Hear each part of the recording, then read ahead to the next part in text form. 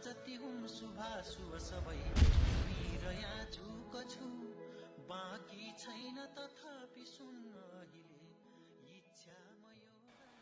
नमस्कार, Nepal Israel .net को प्रस्तुति कार्यक्रम भानु जयन्ती विशेषमा यहाँहरूलाई हार्दिक स्वागत गर्दछु।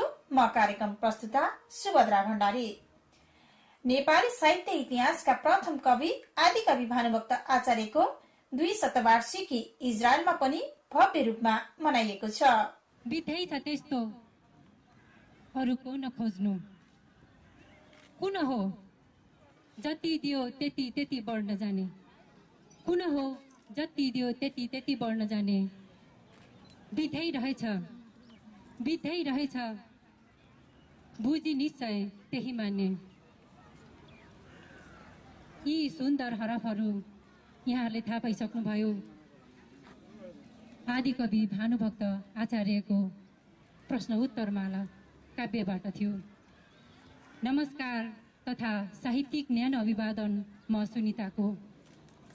आज हामी इजरायलको यस भूमिमा भानुभक्त आचार्यको 200औं जन्म स्मृति मनाउन गइरहेका छौँ। हामी संसारको जुनै कुनामा भए पनि हामी आफ्नो कला, संस्कृति, साहित्य र भाषालाई नेपाली वाङ्मय आकाशमा महत्त्वपूर्ण योगदान पुर्याउनु भएका आदिकवि भानुभक्त आचार्यको 200औं वर्ष जन्मोत्सव देश तथा विदेशमा विविध साहित्यिक कार्यक्रमको आयोजना गरी मनाउने क्रममा इजरायलमा 24 मई शनिबार एक विशेष साहित्यिक कार्यक्रमका बीच इजरायलको रमतगान स्थित हरेक साहित्यिक अनुरागीहरूका लागि सिर्जनाको खानी बन्न सक्ने रमणीय स्थल पार्क लुम्बीमा भानु 2 शतवार्षिकी मनाइएको हो। आदिकवि भानुभक्त आचार्यको ऐतिहासिक 2 शतवार्षिकी विश्वव्यापी रूपमा मनाउनको लागि नेपाल सरकार संस्कृति, पर्यटन तथा नागरिक उद्यान मन्त्रालयका सचिव श्री सुशील घिमिरेको अध्यक्षतामा गठन गरिएको भानुभक्त 2 शतवार्षिकी मूल समारोह समितिका मनोनित सदस्य रहनुभएकी साहित्यकार तथा समाजसेवी भगवती बस्नेतको संयोजकत्वमा भानुभक्त 2 शतवार्षिकी समारोह समिति इजरायल गठन गरी साहित्यिक साथै पिकनिक कार्यक्रमका बीच भानुभक्त 2 शतवार्षिकी सम्पन्न गरिएको छ।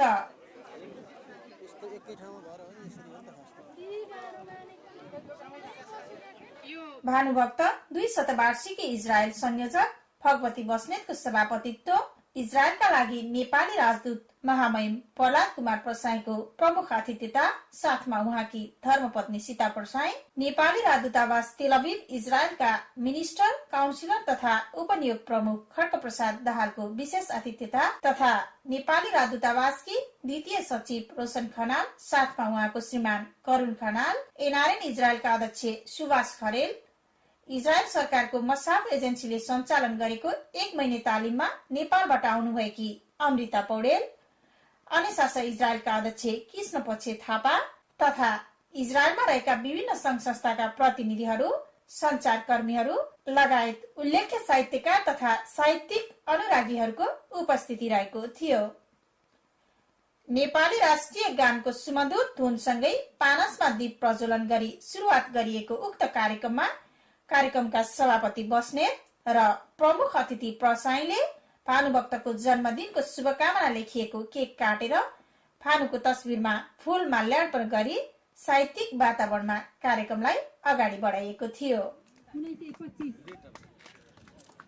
तनहुँमा नै भएको थियो। उहाँले जुन सेवा नेपाली साहित्य र भाषामा जुन सेवा गर्नुभएको छ यो अद्वितीय हामी गान गाइरहनेछौँ। Happy birthday to Bhanubhakta Acharya.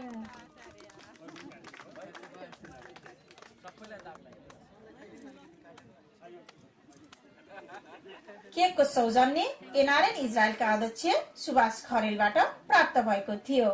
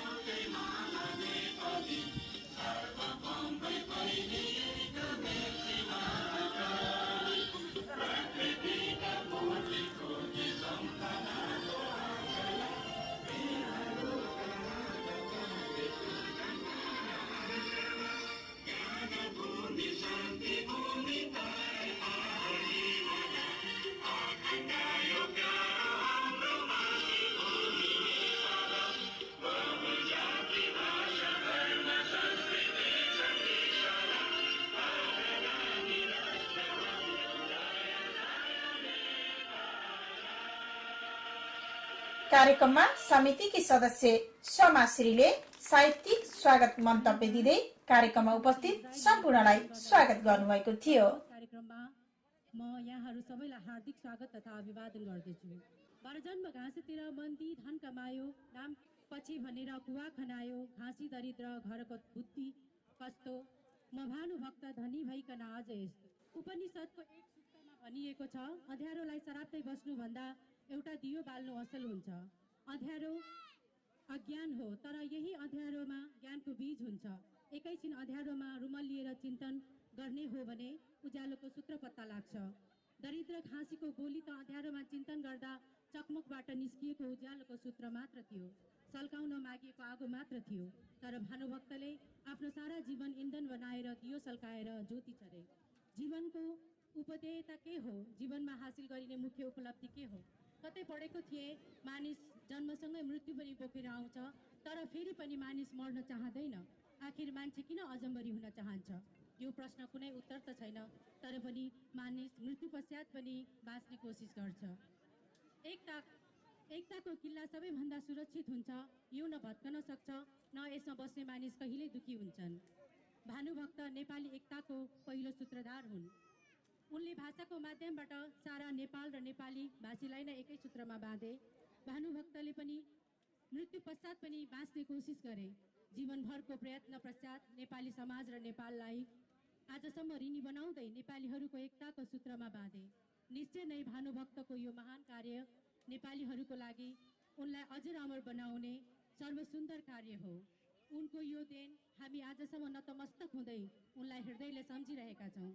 आफ्नो अजम्बरी हुने उद्देश्यमा उनी सफल भए र आजसम्म बाँचिरहेका छन्। र जबसम्म एकजना नेपाली भाषा जीवित रहन्छ, भानुभक्त बाँचिरहनेछन्। मेरो विचारमा आज भानुभक्त हरेक नेपालीको हृदयमा मृत्युपछि पनि जसरी बाँचिरहेका छन्, उनको यो बचाइ उनको भौतिक जीवनभन्दा पनि सुन्दर जीवन हो। कार्यक्रममा बोल्दै प्रमुख अतिथि महामहिम प्रसाईले प्रवासी भूमि इजरायलमा रहेर पनि आदिकवि भानुभक्त आचार्यको 200औं जन्मोत्सव मनाउन पाउनु एउटा अभूतपूर्व अवसर भएको बताउनु हुँदै राष्ट्रिय विभूति आदिकवि भानुभक्तको यस ऐतिहासिक कालखण्डलाई नेपाल लगायत संसारभरि नै मनाउन नेपाल सरकारले पनि निकै पहल गरेको बताउनु भयो। यो भनेको एउटा अभूतपूर्व मौका हो। अघि हाम्रो कृष्ण पक्षजीले भन्नुभयो अर्को 300 वर्षको मनाउन सायद हामी पनि हुँदैन होला त्यसबेला, हैन? सायद हामी पनि हुँदैन होला, अर्को जेनेरेसनले मात्रै मनाउन पाउँछ होला। अनि त्यस्तै गरेर हुन्छ हामी अर्को 201 वार्षिक जयन्ती हाम्रो अर्को साल मनाउन सक्छौँ। तर 200औं वार्षिक जयन्ती भनेको 100औं वार्षिक जयन्ती भनेको यो इतिहास हो, एउटा इतिहासको एउटा कालखण्ड हो। एउटा यस कालखण्डमा चाहिँ हामीले यो मनाउने अवसर पाएका छौँ। यो एउटा बडो खुसीको कुरा हो। र आज यहाँ मात्रै होइन, विभिन्न मिति पारेर यो महिना र अर्को महिनामा गरेर नेपाल सरकारले संसारभरि नै नेपाल र संसारभरि नै भानुभक्तको 2 शतवार्षिकी कार्यक्रम मनाउने भन्ने निर्णय गर्यो। अनि यस्तै गरेर यहाँको संयोजक भगवती बस्नेतलाई नेपाल सरकारले मनोनित गर्यो र उहाँको संयोजकतामा यसरी समितिहरू बनेको छ र अब यहाँहरू सबै यसमा उपस्थित हुनुहुन्छ, धेरै खुसी लाग्यो। यस महत्त्वपूर्ण अवसरमा अझै धेरै नेपालीहरूको उपस्थिति हुनुपर्ने धारणा व्यक्त गर्दै महामहिम प्रसाईले भानुभक्तले लेख्नुभएका कविताका केही श्लोकहरूको बारेमा चर्चा गर्दै हिन्दी वा संस्कृत भाषामा मात्र साहित्य लेखिन्छ भन्ने तत्कालीन दरबारियाहरूको भावनालाई नकार्दै आदिकवि आचार्यले नेपाली जनभाषामा सुन्दर साहित्यको रचना गरी जनभाषामा पनि सुन्दर साहित्य हुँदो रहेछ भन्ने देखाउँदै नेपाली भाषालाई विशिष्ट भाषाको रूपमा प्रतिस्थापन गर्नुभएको बताउनु भयो। राम्रो कुरा हो तपाईहरुले गर्नुभएको। दरिद्र नाम नरमा छ कसको, विशाल तृष्णा घरमा छ जसको भनेर भनेको छ। त्यो भनेको दरिद्र भन्ने चाहिँ को अरे भने सधैँभरि मलाई चाहिरहोस् भनेर जसले सोच्छ त्यो दरिद्री अरे। तृष्णा भनेको त्यो हो। विशाल तृष्णा भनेको चाहिँ सधैँभरि मलाई कतिले पनि पुगेन, चाहिरहोस् भन्छ भने त्योभन्दा दरिद्र कोही हुँदैन। किनभने उसको इच्छा कहिले पनि पुरा हुँदैन। उसको इच्छा कहिले पनि पुरा नभएपछि त्यो दरिद्र भइरहन्छ। भनेपछि धनी भनेको कुरो के भने जसको मन विशाल छ, हृदय विशाल छ, त्यो धनी हो भन्ने उहाँले जुन भावना छ दिनु हो। अब भानुभक्तले अघि हाम्रो कृष्ण पक्षजीले भन्नुभयो, म त्यसमा अलिकति थप्न चाहन्छु।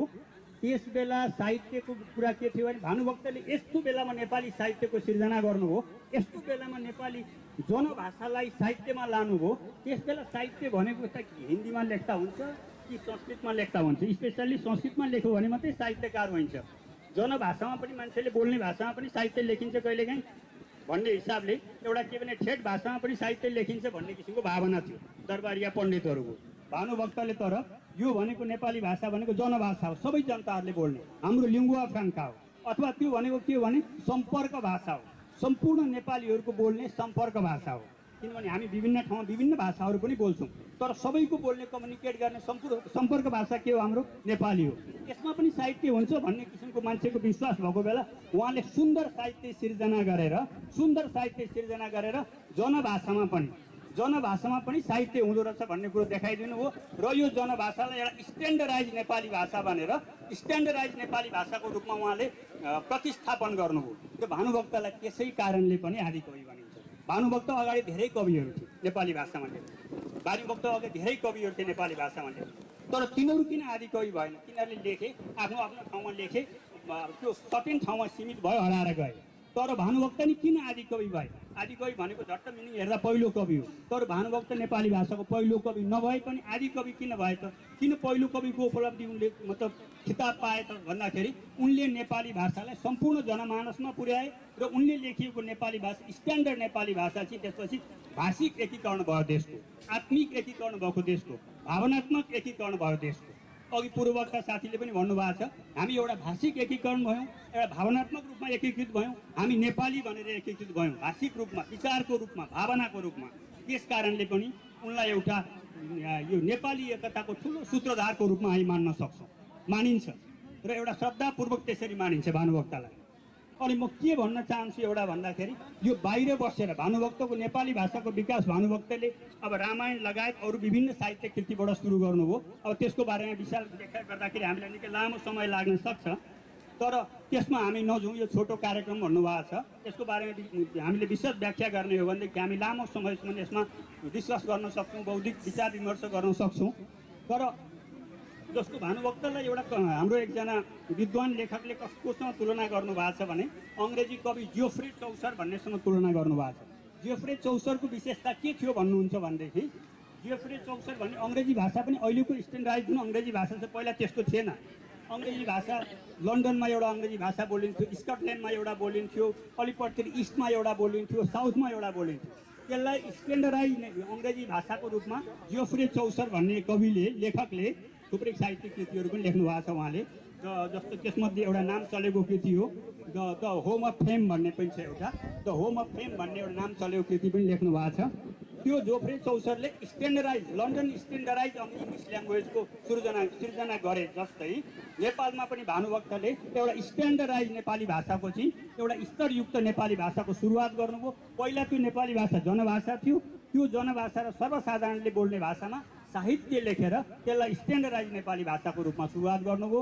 त्यसै गरेर इङ्ल्यान्डमा, बेलायतमा अङ्ग्रेजी भाषामा चौसरको जुन स्थान छ नेपाली भाषामा भानुभक्तको त्यही स्थान छ भनेर भनिन्छ।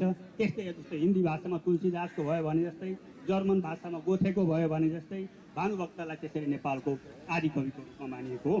भानुभक्तको अब विभिन्न कृतिहरूको समीक्षा गर्न मैले भने धेरै समय लाग्छ। आज संसारभरि पहिला भानु जयन्तीहरू भानुभक्तलाई पहिला के थियो भने नेपाली भाषाको माया गर्नेहरू नेपाली भाषीहरू नेपालमा भन्दा बाहिर बसेका देखिन्थे। कारण के हो भने नेपालमा एकतन्त्रीय राणा शासन भएको कारणले गर्दाखेरि मजाले साहित्यकारहरूको पनि खुलेर प्रशंसा गर्न पाइँदैन थियो।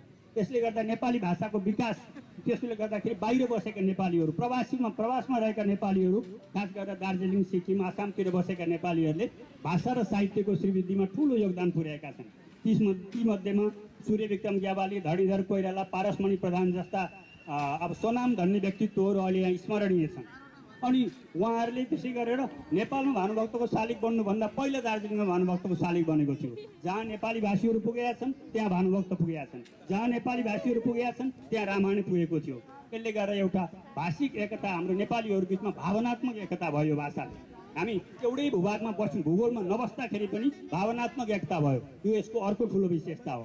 पहिला भन्नुहुन्छ भने दार्जिलिङ, सिक्किम, बर्मा जहाँ जहाँ नेपालीहरू गए त्यहाँ भानुभक्तका कृतिहरूसँगै लिएर गए, त्यहाँ भानुभक्तका रामायणहरू गाए।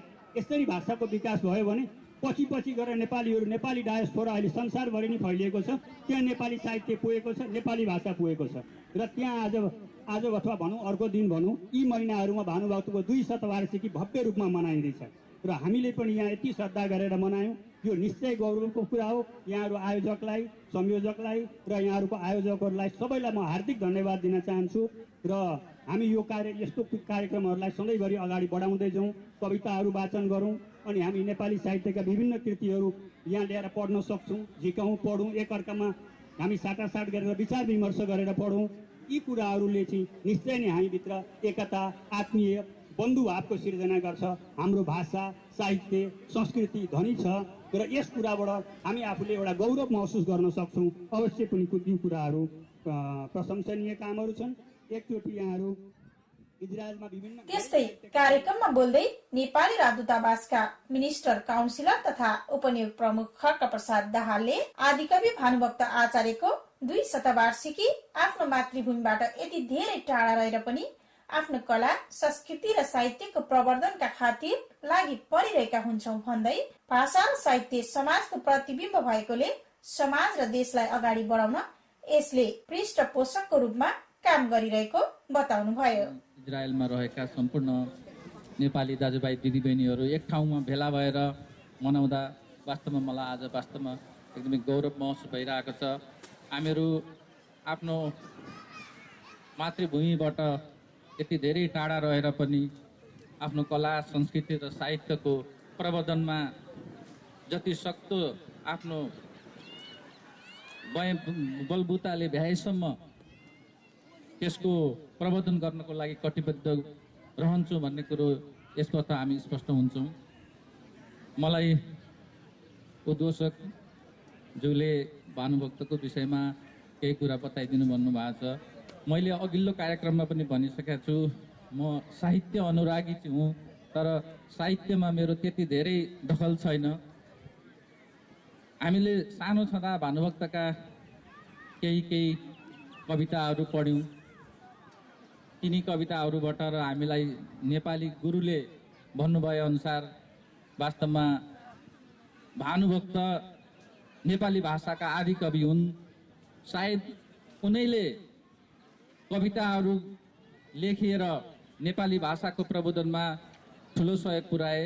त्यसपछि मोतीराम भट्ट लगायत अन्य कयौँ नेपाली साहित्यका अग्रजहरूले भाषाको उत्थान र प्रबोधनमा धेरै नै टेवा पुर्याइदिएको थिए र भाषा र साहित्य समाजको एउटा प्रतिबिम्ब हो र यसले समाजलाई, देशलाई अगाडि बढाउनको लागि यसले धेरै पृष्ठपोषकको रूपमा काम गरेको हुन्छ। किनभने हाम्रा सामाजिक गतिविधिहरू जे जति छन् त्यो भाषा र साहित्यको माध्यमबाट अगाडि आउँछन् र अहिलेको यो नयाँ युगमा त यो जुन फिल्म उद्योग छ त्यो उद्योगको लागि साहित्य एउटा अर्को महत्त्वपूर्ण पक्ष भएर देखाएको छ।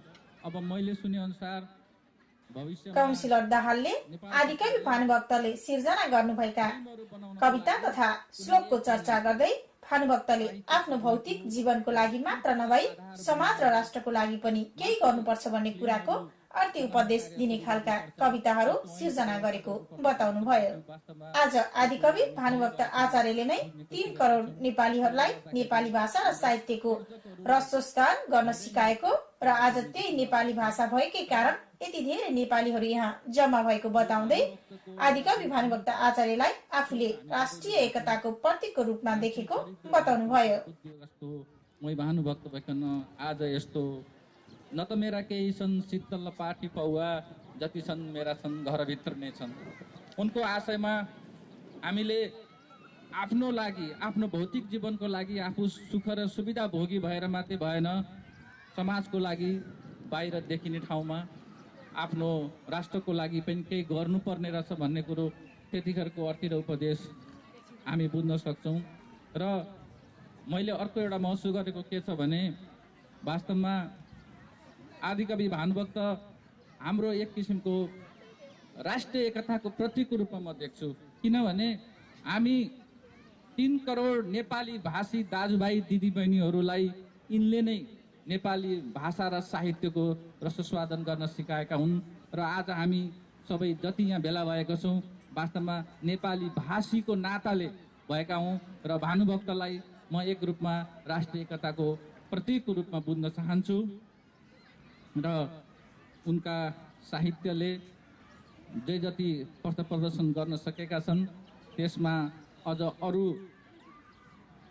रचनात्मक अभियान हामीहरूबाट पनि हुन सक्यो भने वास्तवमा हाम्रो साहित्यलाई राष्ट्रिय स्तरबाट अन्तर्राष्ट्रिय स्तरमा विश्व स्तरमा पुर्याउन सकिन्छ जस्तो लाग्छ मलाई। अघि यहाँनिर त्यस्तै कार्यक्रममा बोल्दै अनेसास इजरायलका अध्यक्ष कृष्ण पक्ष थापाले भानुभक्त आचार्यले नेपाली साहित्य जगतलाई दिनुभएको योगदान अतुलनीय रहेको बताउँदै नेपालीहरूमा विभिन्न जाति र समुदायमा विविध किसिमका मातृभाषाहरू बोलिए पनि राष्ट्रव्यापी रूपमा नेपाली भाषाको बोलीचाली हुनु नेपाल र नेपालीहरूको लागि महत्त्वपूर्ण रहेकोले आदिकवि भानुभक्त आचार्यले भाषिक एकीकरण गर्नुभएको बताउनुभयो। मनाउन पाउँदैनौँ किनभने अब 100 वर्षपछि अर्को 300 वर्षपछि उहाँको जन्मदिनको बेलामा हाम्रा पिँढीहरूले मनाउनेछन्। भानुभक्त आचार्य नेपाली साहित्यका लागि नेपाली भाषी हरेक नेपालीको लागि किन यति धेरै महत्त्वपूर्ण नाम हुन् भने जसरी पृथ्वीनारायण शाहले नेपालको राष्ट्रिय एकीकरण गरे, जसरी सम्पूर्ण नेपालीहरूलाई छरिएर रहेका 22-24 राज्यका नेपालीहरूलाई एक सूत्रमा बाँधेर सिङ्गो नेपालको परिकल्पना गरे, त्यसै गरी भानुभक्त आचार्य त्यस्ता व्यक्ति हुन् जसले नेपाली भाषा बोल्ने नेपाली भाषीहरूको एउटा भाषिक एकीकरण गरे। उनले उनको बाल्यकालमा नेपाली भाषा त्यति बोलिँदैन थियो, नेपालमा संस्कृत भाषामा पढाइन्थ्यो, संस्कृत भाषा बोलीचालीको भाषा थियो र नेपाली भाषालाई पढ्ने पुस्तकको रूपमा उपलब्ध थिएन। त्यस्तो कालखण्डमा उहाँले चाहिँ नेपाली भाषालाई शिरमा राखेर नेपाली भाषालाई महत्त्वपूर्णका साथ उहाँले चाहिँ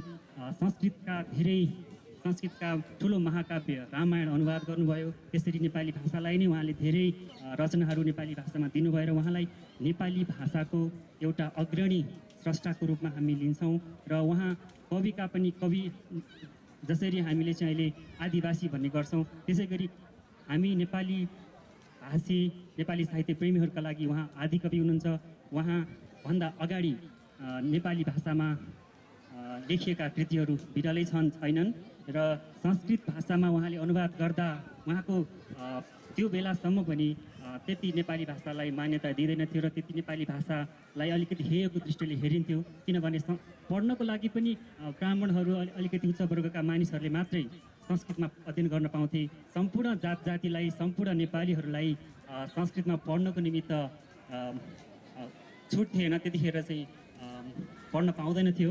त्यस्तो बेलामा चाहिँ उहाँले नेपाली भाषाको कृति अनुवाद गरेर नेपाली भाषाको रामायण हरेक नेपालीका जुनसुकै जात जाति भाषा धर्म जुनसुकै नेपालीहरूको घर घरमा रामायणको पुस्तक पढ्न पाउने गरी उहाँले चाहिँ अनुवाद गरे।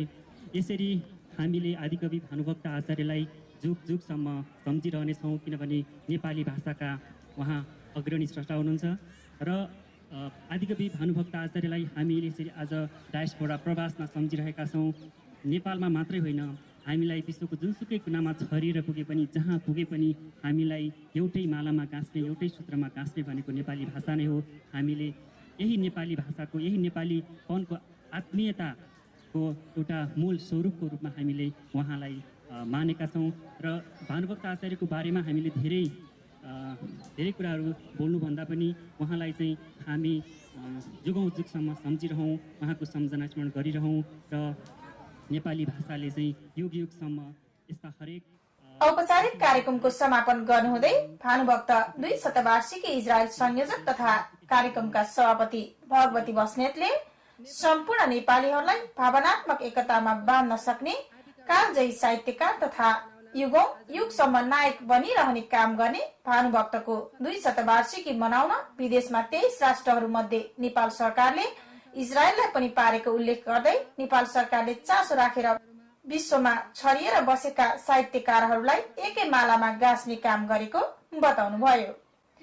उहाँले सरकारको यस कार्यले इजरायलमा पनि साहित्यकारहरू रहेछन् भन्ने नेपाल सरकारको डायरीमा लेखिएको प्रमाण यहाँ पनि भानुभक्त 2 शतवार्षिकी समिति गठन हुनु रहेको धारणा व्यक्त गर्नुभयो।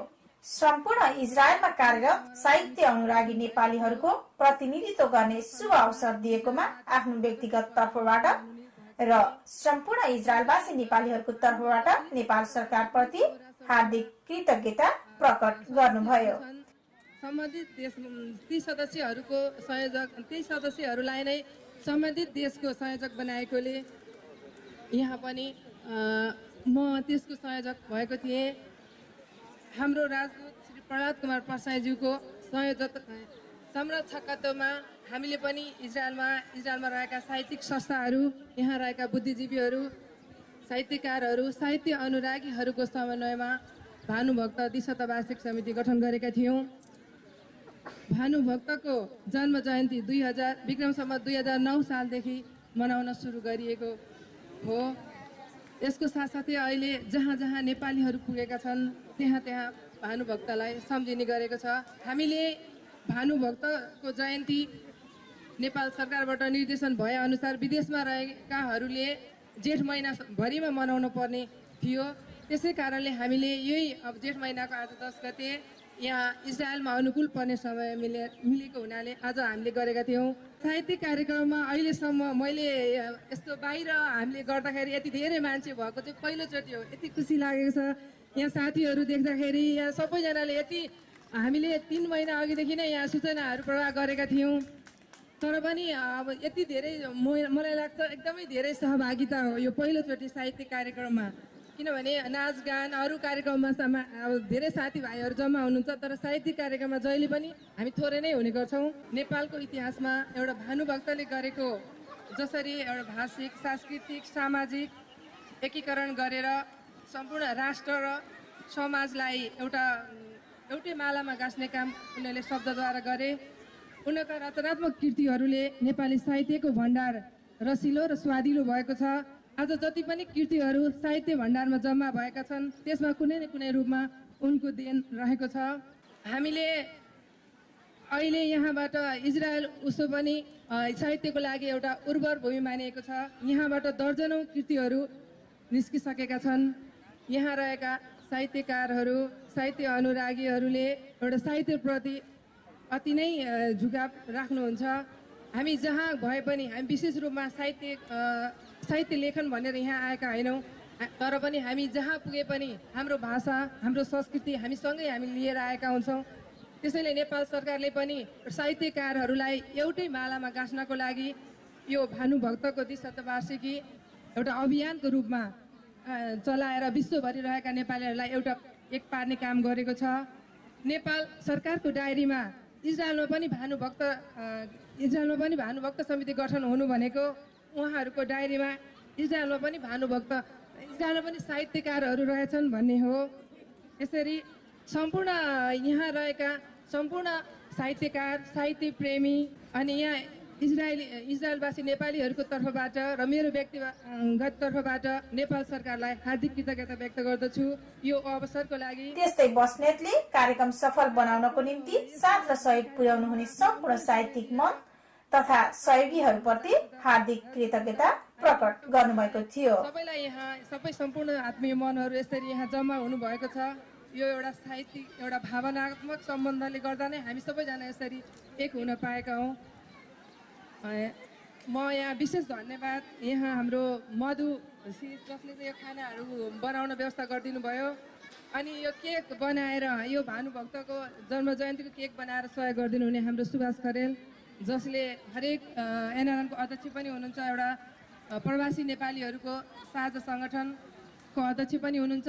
त्यसै गरी उहाँले जति पनि यहाँ कार्यक्रम हुन्छ उहाँहरूलाई एकदम सहयोग गर्नुहुन्छ। उहाँको सहयोगी मनप्रति हार्दिक कृतज्ञता व्यक्त गर्दछु। सधैँभरि उहाँको यस्तो दिन पुगोस्, खाना पुगोस्, उहाँले यस्तै सहयोगहरू गरिरहनुहोस् सधैँभरि।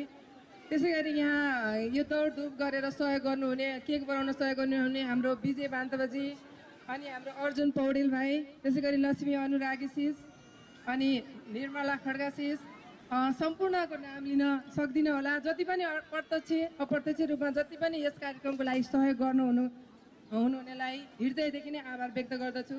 कार्यक्रमलाई साहित्यिक माहौलमा लैजाँदै कविता, गीत तथा साहित्यिक सिर्जनाहरू प्रस्तुत गरिएको थियो। सम्बोधन गरिरहन सक्दिनँ, तैपनि फेरि पनि सम्पूर्ण साथीहरूमा मेरो न्यानो अभिवादन। म अनौपचारिक कार्यक्रम सुरु गर्नको लागि यो कार्यक्रममा हामी गीत गाउने, नाच्ने, कविता भन्ने, आफूसँगका सम्पूर्ण कृतिहरू, केही कुराहरू सुनाउन मन छ भने सुनाउन सकिन्छ, मुक्तक भन्न सकिन्छ। यसै सिलसिलामा मेरो कविताको शीर्षक छ घाँसीको कुवा जस्तै कविता। कहिलेकाहीँ यस्तो लाग्छ यो बेतोडले दौडिरहेको समय ठप्प रोकियोस् र पछाडि फर्कियोस्। जहाँ भानु बाँचेका थिए हो त्यहीँ पुगोस् र लैजाओस् मलाई पनि सँगै। त्यही चुँदी रङ्गामा, त्यही भानुका गाउँघरमा केही छिन् भानुका अगाडि बसेर सुनाइदिउँ केही कविताहरू र सोधौँ कस्तो लाग्यो बाजे मेरा कविताहरू। त्यो युग र यो युग आकाश पाताल भयो, त्यो युग र यो युग आकाश पाताल भयो। सायद भानुलाई मेरो कविताले दुखाउँदो हो। त्यो युग र यो युग आकाश पाताल भयो, सायद भानुलाई मेरा कविताहरूले दुखाउँदो हो। म पाइला पाइलामा युग दुखेको कवि, म पाइला पाइलामा युग दुखेको कवि।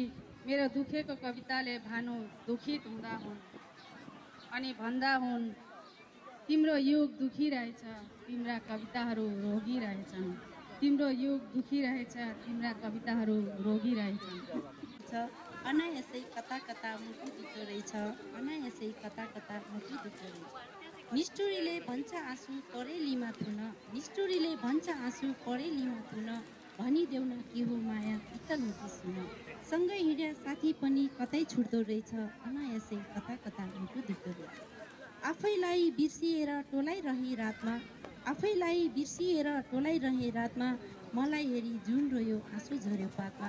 पढाइले होइन आफन्तले हाँसु लोड्दो रहेछ, अनायासै कता कता मुटु दुख्दो रहेछ।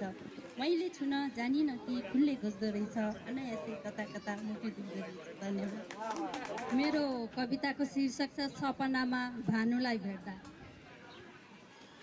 टोपी थियो सगरमाथाको पहाडको फोटो, तराईको कछा डाली थियो छोटो छोटो, तराईको कछा डाली थियो छोटो छोटो।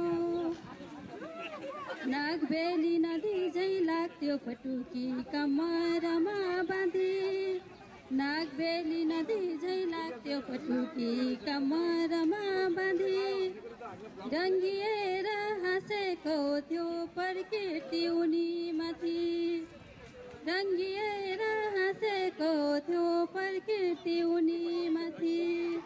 फुलै फुलको थुङ्गो हुँदैन, जिन्दगी यो फुलै फुलको थुङ्गो हुँदैन। फक्रिने र ओइलाउने टुङ्गो हुँदैन, फुलको थुङ्गो हुँदैन। मेरो कविताको शीर्षक छ विदेश पस्यो डलर खस्यो। तितुल फेर्दै थिए यता फोनको घन्टी बज्यो टङ्ग। हतार हतार रिसिभ गरी कुरा सुन्दा परे म त दङ्ग। डलर कति कमाइ सरे रुखको पत्कर टिप्न बस्या जस्तो। आफ्नो पीडा कसले बुझ्नु त्यसै मुगलान पस्या जस्तो। कस्तो गन्ध नाकै बन्द सुन्दा सुन्दै हैरान थिए। घन्टी बज्यो मोबाइलमा फोन उठाउँदै बनावटी मुस्कान दिए। पहिलो प्रश्न कानमा बज्यो कमाई साह्रै राम्रो छ रे, 2-4 हजार सापट मलाई लाउन दिनु अरे। छिनमै स्विपर छिनमै डाक्टर बन्दै ब्लड प्रेसर नाप्दै थिए। मध्यरातको निद छोडी झसङ्ग भई काँप्दै थिए। यता आफू व्हील चेयर सकि नसकी घिच्याउँदै थिए। घन्टी बज्यो मोबाइल खस्यो आफैसँग चिच्याउँदै थिए। यता आफू व्यस्त थिए दुवै हातमा गोबर थियो। कस्तो गन्ध बान्दै आउने गाई भैँसीको भन्दा दोब्बर थियो। यता आफू चारो हाल्न व्यस्त थिए। मिस कल पो आएको रहेछ। विदेश पस्यो डलर खस्यो आरोप ठुलै लाएको रहेछ। विदेश पस्यो, डलर खस्यो, आरोप ठुलै लाएको रहेछ। राम्रा सहरतिर फोटो सेसन गर्दै थिए, हस्याङ फस्याङ भ्याइ नभ्याइ फेसबुकतिर छर्दै थिए। सङ्कटकालीन छुट्टीसँगै कार्यक्रममा आसन भाषण पनि भ्याएँ मैले। साहित्यकार, पत्रकार, समाजसेवी सबको बिल्ला पनि लाएँ मैले। चहल पहल निकै देख्दा नेपालतिर नाम दाम इनाम सब थोक देख्दा रहेछन्। त्यही भएर त कहिले मिस कल कहिले कल मी भन्ने म्यासेज लेख्दा रहेछन्। बुढो पनि हेरेँ मैले, बुढी पनि हेरेँ। यो डलरको कमाल कस्तो, हातका छाला केमिकलले धेरै कार्यक्रम भइरहेको थियो। यस्तै थुप्रैजना मान्छेहरू भेला भएका थिए। प्रमुख अतिथिको आसनबाट एकजनामा सबैले कार्यक्रममा भाषण गरे। हाम्रो नेपालीहरूको त भेला भयो, भाषण गरौँ है, अब त्यही नै चलन छ। अनि सबैले भाषण गरे। अनि प्रमुख अतिथिको कार्यक्रम सकेर अन्तिममा सभापतिले चाहिँ नि कार्यक्रम विसर्जन गर्ने बेलामा सभापतिको पालो आयो। सभापतिले के भने, सबै कुरा अगाडि आउने सबै साथीहरूले भनिसक्नुभयो, अब पछि आउने साथीले भन्नुहुनेछ, पछिल्लो वक्ताले भनेर। साहित्यिक सिर्जनाहरू पस्किने क्रममा निशा खनाल, मिरामन थापा, सुभद्रा भण्डारी, रजनी शर्मा, कल्पना पौडेल जिज्ञासु, शेर्पिनी कान्छी, असफल थापा, लीला रिजाल लगायतका साहित्यिक मनहरू रहेका थिए। 2 चरणमा विभाजित उक्त कार्यक्रमको औपचारिक कार्यक्रम सो समितिकी सचिव सुनिता राई र दोस्रो चरणको अनौपचारिक कार्यक्रम समितिकी उपाध्यक्ष लक्ष्मी अनुरागीले सञ्चालन गर्नुभएको थियो। कार्यक्रम स्थल, पिकनिकमा बनाइएका स्वादिला खानाहरू अनि समग्र कार्यक्रमको माहौल देख्दा जो कसैको मन लोभिन सक्ने खालको थियो। इजरायलमा भएका साहित्यिक कार्यक्रमहरूमध्ये यस पटकको उपस्थिति अरू बेलाको भन्दा उल्लेख्य रहेको थियो।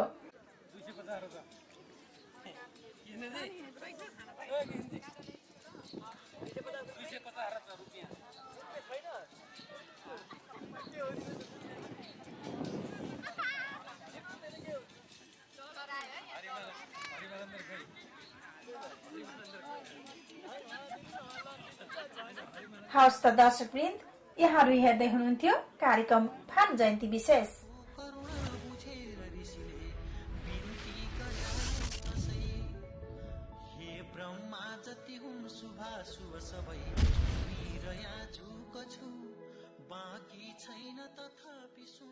दर्शकवृन्द, यहाँहरूकै साथ र सहयोगले नै हामीले हाम्रा कार्यक्रमहरूलाई निरन्तरता दिन सकिरहेका छौं।